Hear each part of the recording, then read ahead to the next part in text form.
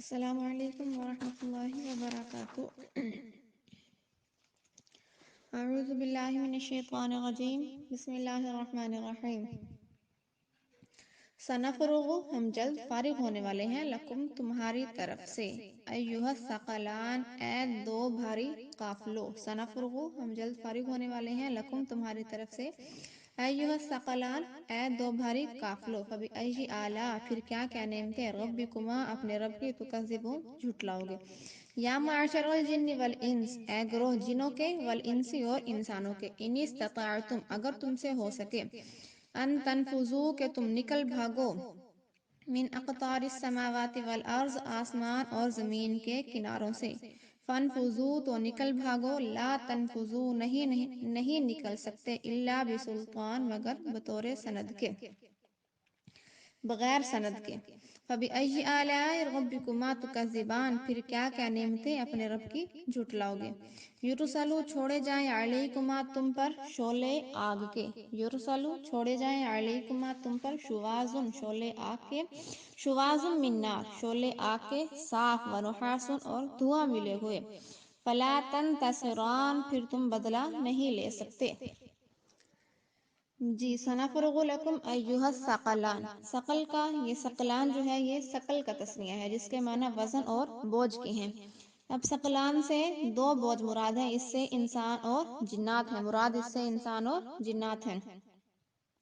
اب لفظ ثقل عربی زبان میں ہر ایسی چیز کے لیے بولا جاتا ہے جس کا وزن اور قدر و قیمت معروف ہو، یعنی مشہور ہو۔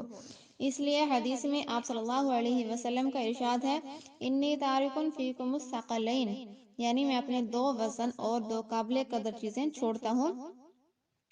جو تمہاری ہدایت اور اصلاح کا کام دیتی رہیں گی۔ ان دونوں چیزوں کا بیان بعض روایات میں کتاب اللہ و عطرتی آیا ہے، اور بعض میں کتاب اللہ و سنتی، اور حاصل دونوں کا ایک ہی ہے، کیونکہ عطرت سے مراد اپنی اولاد ہے، جس میں نسبی اور روحانی دونوں قسم کی اولاد شامل ہیں، اس لیے مراد صحابہ کرام ہیں۔ اور معنی حدیث کا یہ ہوئے کہ آپ صلی اللہ علیہ وسلم کے بعد دو چیزیں مسلمانوں کی ہدایت اور اصلاح کا ذریعہ ہوں گے، ایک اللہ کی کتاب، دوسرے آپ کے صحابہ کرام اور معاملات و احکام میں ان کا تعامل۔ اور جس روایت میں عطرتی کی جگہ سنتی آیا ہے، اس کا حاصل یہ ہے کہ آپ صلی اللہ علیہ وسلم کی تعلیمات جو صحابہ کرام کے واسطے سے مسلمانوں کو پہنچی ہیں۔ یا معشر الجن والانس ان استطعتم ان تنفذوا من اقطار السماوات والارض فانفذوا لا تنفذون الا بسلطان۔ پچھلی آیت میں انسان اور جنات کو لفظ ثقلین سے مخاطب کر کے بتلایا گیا تھا کہ قیامت کے روز ایک ہی کام ہوگا، سب جن اور انسان کے اعمال کا جائزہ لیا جائے گا، اور اس کے ذرے ذرے پر جزا و سزا ہوگی، یعنی بدلہ ملے گا، اور اگر برے اعمال ہوں گے تو سزا دی جائے گی۔ اس آیت میں یہ بتلانا منظور ہے کہ روز جزا کی حاضری اور حساب اعمال سے کوئی شخص راہ فرار اختیار نہیں کر سکتا، یعنی کوئی بھی شخص بھاگ نہیں سکتا، کسی کی مجال نہیں جو موت یا روز قیامت کے حساب سے کہیں بھاگ کر بچ نکلے۔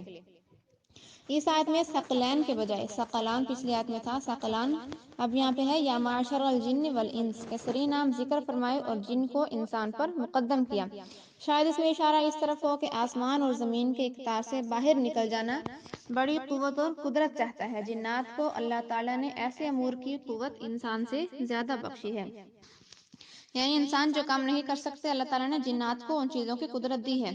اس لیے جن کو مقدم کیا، یعنی جن بھی یہ نہ سمجھے کہ ہم قیامت کے دن نکل جائیں گے یا بھاگ جائیں گے، یعنی قیامت کے دن جنات کو بھی اتنی قوت نہیں ہوگی کہ وہ راہ فرار اختیار کر سکیں یا نکل سکیں۔ مطلب آیت کا یہ ہے کہ اے جنات اور انسانوں، اگر تمہیں یہ گمان ہو ہم کہیں بھاگ جائیں گے اور اس سے بچ جائیں گے،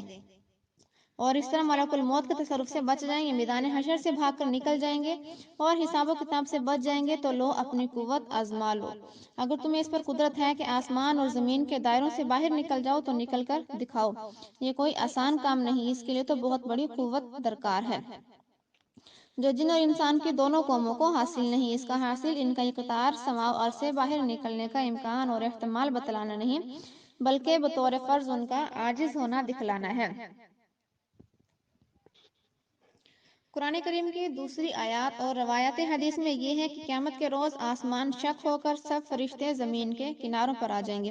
اور ہر طرف سے محاصرہ ہوگا، یعنی ہر طرف سے گھیرا ہوا ہوگا فرشتوں نے۔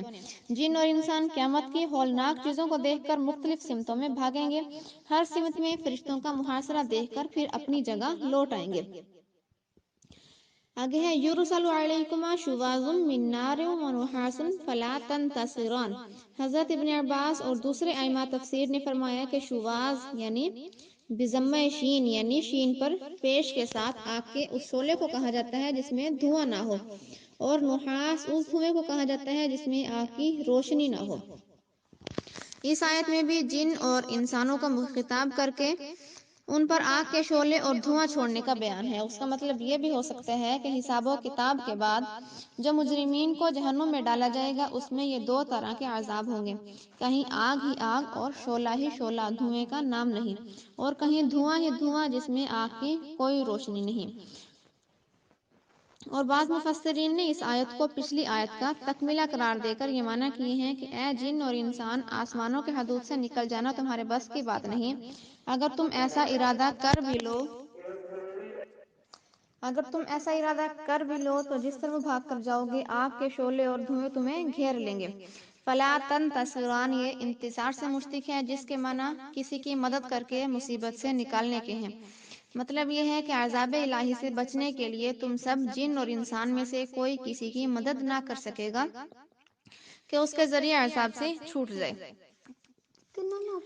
اللہ تعالیٰ ہمیں قرآن پاک کی سمجھ عطا فرمائے اور عمل کرنے کی توفیق عطا فرمائے، آمین۔